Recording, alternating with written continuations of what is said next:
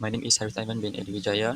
My metric number is 22006545, and this is the introduction for our solar power plant construction. The global climate crisis poses a significant threat to ecosystems, economies, and communities worldwide due to escalating greenhouse gas emissions from traditional energy sources. This has created an urgent need to transition to sustainable and renewable energy solutions. Our project aims to construct a state-of-the-art solar power plant that harnesses the abundant energy of the sun to produce clean, renewable electricity. This initiative is crucial for reducing carbon emissions and decreasing our reliance on finite fossil fuels. Solar energy offers a sustainable and inexhaustible source of power with zero emission during operation, making it an essential component in the transition to sustainable energy solutions. By focusing on solar power, we can contribute significantly to mitigating climate change and ensuring a stable, eco-friendly energy supply for the future. Implementation and benefits, integration into urban energy system, stable energy supply even during low solar generation. For the economic benefits, reduce reliance on conventional energy, positive economic returns, and for environmental benefits, is the contribution to sustainable development goals.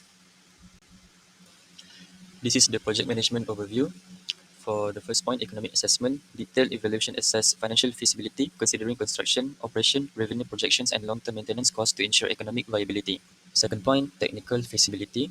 Focus on assessing compatibility, optimizing energy output, and ensuring reliability under varying conditions ensures the technical feasibility of integrating solar energy into urban energy systems.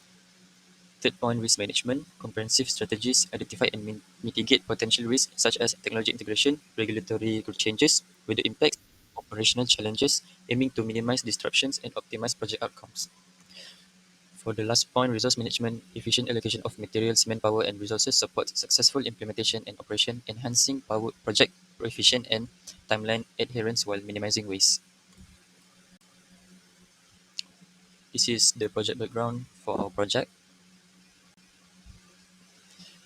The first point is objective. Our objective is to establish a model for large-scale renewable energy deployment, showcasing the feasibility and benefits of solar energy on a substantial scale.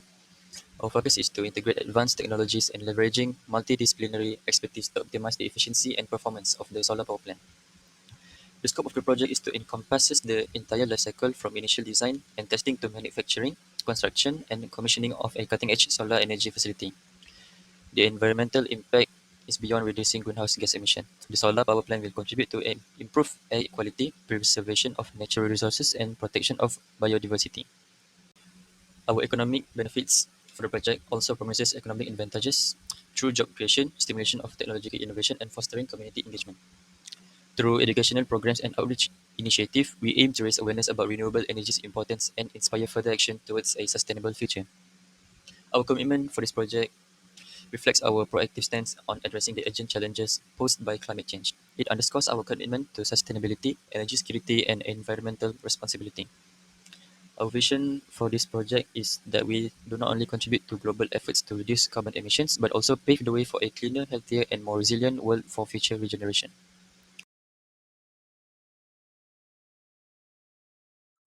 This is the work-based structure for our project plan proposal. And inside the work-based structure include all the tasks, main tasks, and the sub-tasks that we will need to do in order for this project to be executed smoothly. Our project is expected to take almost 3 years to complete, with the timeline being divided into 7 phases that include the 7 main tasks of our project, such as project initiation, which will be happening on January of 2024, and our project will close at somewhere between April to May 2026.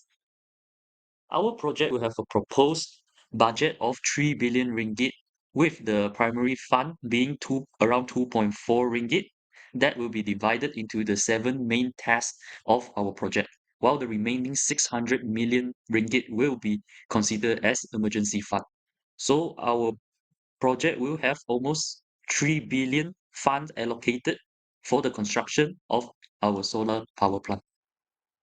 These are some of the more important roles in human resources as they provide us with consultancy and supervise the project for the smooth flow. Replacement analysis is a method used in engineering economics to evaluate whether it is more cost-effective to replace asset or keep using it. The analysis can also used to determine when to replace the and the existing asset. In this project, the coal-fired plant is considered to be replaced by solar plant. So the coal-fired plant is the defender and the solar plant is the challenger. To perform displacement analysis, the team first need to determine the project study periods and minimum rate of returns. For this project, the study period is 30 years and MARR is 20%. The construction time for solar plant is about 3 years, which finish in 20 and 26. The market value for coal-fired plant and solar plant for different years is shown in Table 1.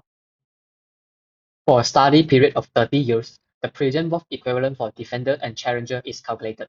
Since these two are cost alternative, Rule 2 of engineering economics is applied. The rules state that always choose alternative with higher present worth when the total revenue is equal or undefined. Thus, solar plant have higher present worth, which means that coal-fired plant should be replaced immediately. Replacement analysis can also be carried out in terms of economic life. Economic life is defined as period when the minimum EUSC is achieved. To determine the economic life for both defender and challenger, first the project team need to determine the total marginal cost at each following years. Then, using some equations, minimum EUSC and consequently economic life can be determined. From Table 5, it is shown that solar plant have economic life of 3 years. Then from Table 6, it is shown that coal-fired plants have economic life of 1 year. This means that coal-fired plants should be kept for 1 year from 2026. However, since all total marginal cost of coal-fired plant is lower than minimum EUSC of solar plant, it should be replaced immediately. After that, solar plant should be replaced each 3 years.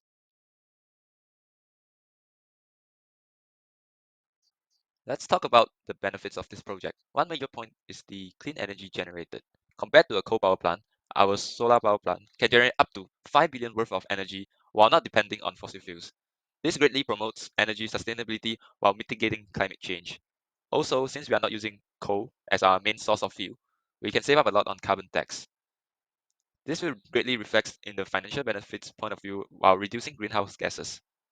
This totally aligns with the global efforts to reduce the carbon and curb climate change. Last but not least, since we are doing all this effort, the public health can definitely greatly benefit from our work.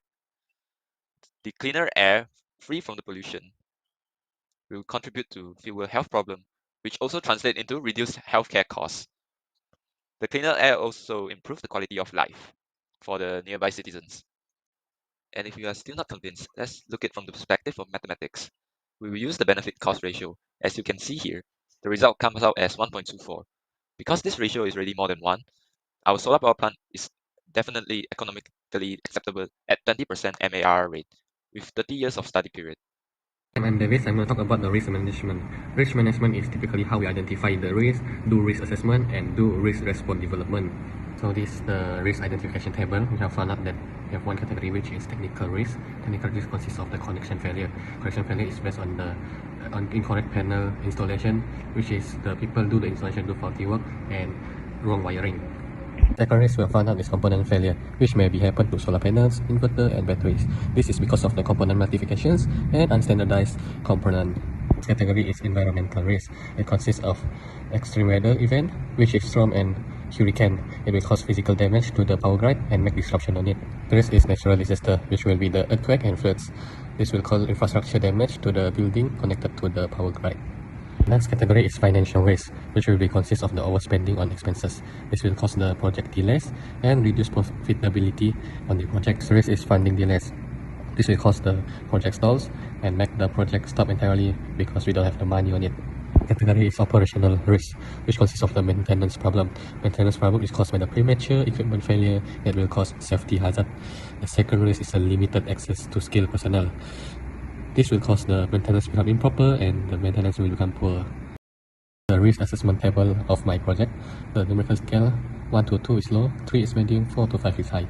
So for the likelihood, if it's low, it will rarely to happen. If it's medium, it will possibly to happen. If it's high, it will high probability to happen. For the impact, if it's low, it will cause small impact to the project. If it's medium, it will cause slightly higher impact to the project, but it's still savable. For the high, we need emergency meeting for it because it's emergency impact. For the detection difficulty, 1 to 2 is low, which the risk is easy to detect, while 3 is medium, while it's medium to be detected, and 4 to 5 is high, it's slightly harder to be detected, so we need yearly preparation for it. One column, it's the prediction of when the risk gonna be happen. Up next, we go to the risk response development. First, response. Response is like a prevention plan before any risk happen. Contingency plan is a backup plan if any risk happen. Next is the trigger. Trigger is something that can be seen if the risk happen. While the responsible person is someone who responsible to take care of the thing if anything bad happen.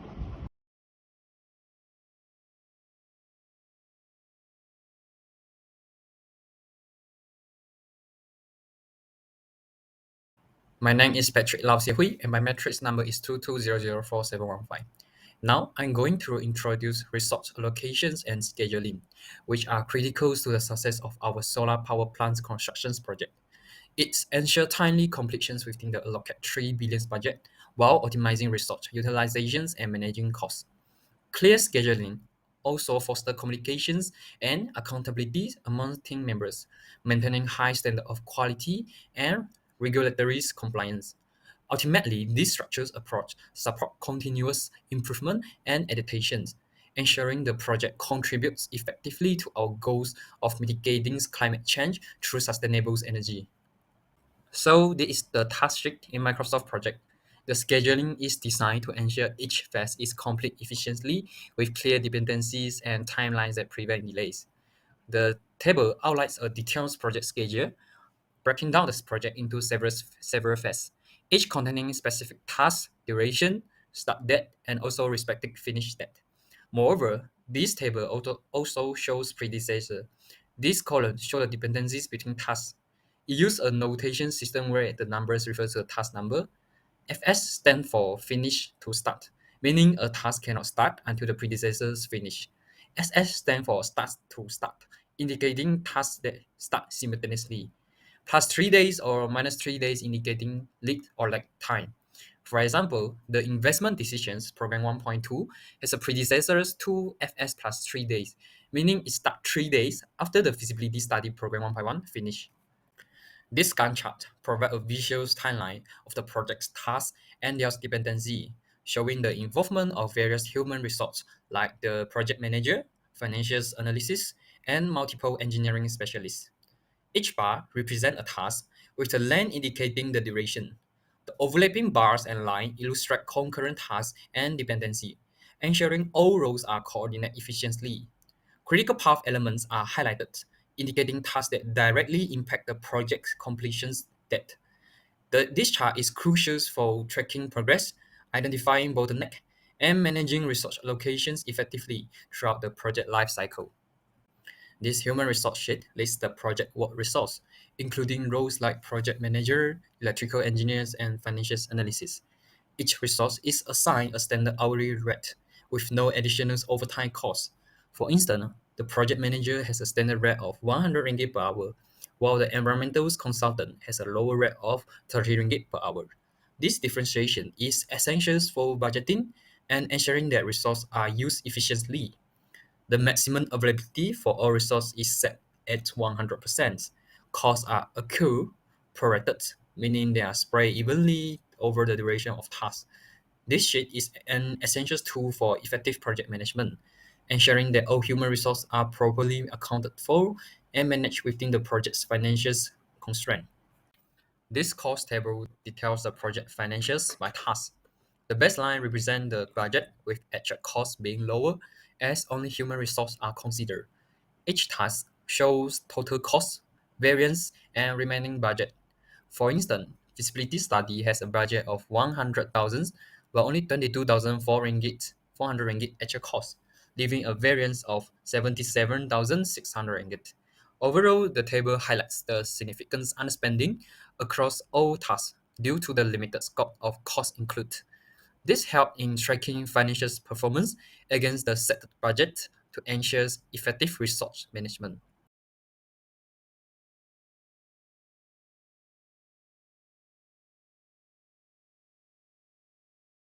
This project brings a lot of implication to the society. First one is the public health improvement.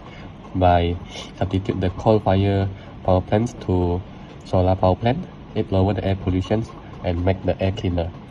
Next one is economic development. This project directly create a lot of job opportunity, especially in the sector of engineering, manufacturing, construction, and maintenance sector. Up next are community engagement and social upliftment. For example, educational activities and campaign are given to the locals to provide knowledge to them. Next simplification is it build trust of the community to our company. Regular updates on project progress, potential risks, mitigation strategy, build trust and accountability to us.